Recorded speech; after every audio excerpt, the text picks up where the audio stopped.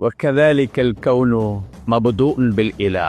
அகர முதல எழுத்தெல்லாம் ஆதி பகவன் முதற்றே உலகின். உலக இலக்கியங்கள்ல ஒப்பற்ற இடம் பெற்ற திருக்குறளை தமிழ்ல இருந்து அரபி மொழியில மொழிபெயர்த்து இன்னைக்கு புத்தகமா வெளியிடக்கூடிய ஒரு வரலாற்று சிறப்புமிக்க நிகழ்ச்சி தான் நடைபெற போகுது.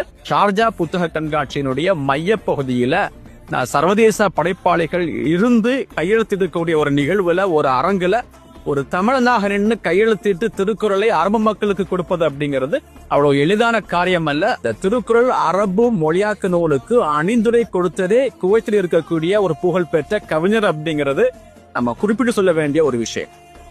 ஒரு 3 கவிஞர்கள் இரவு பகலாக அதை வாசித்து அவங்க வியந்து என்னங்க இவ்வளவு அற்புதமான ஒரு இலக்கியமா இருக்குது, 2000 வருஷம்ங்கிறீங்க, இவ்வளவு தாமதமா எங்கிட்ட கொண்டு கொடுத்துருக்கீங்க, உடனேயே இந்த மாநாட்டிலேயே இந்த திருக்குறள் அரங்கேற்றம் நடந்தே ஆகணும் அப்படிங்கிற ஒரு மகிழ்ச்சியை சொல்லி அரபு மண்ணில் அரங்கேற்றம் செய்யப்பட்ட முதல் இந்திய இலக்கியம் திருக்குறள் அப்படிங்கிற பெருமை அந்த நிகழ்வின் மூலமாக அது அமைந்தது.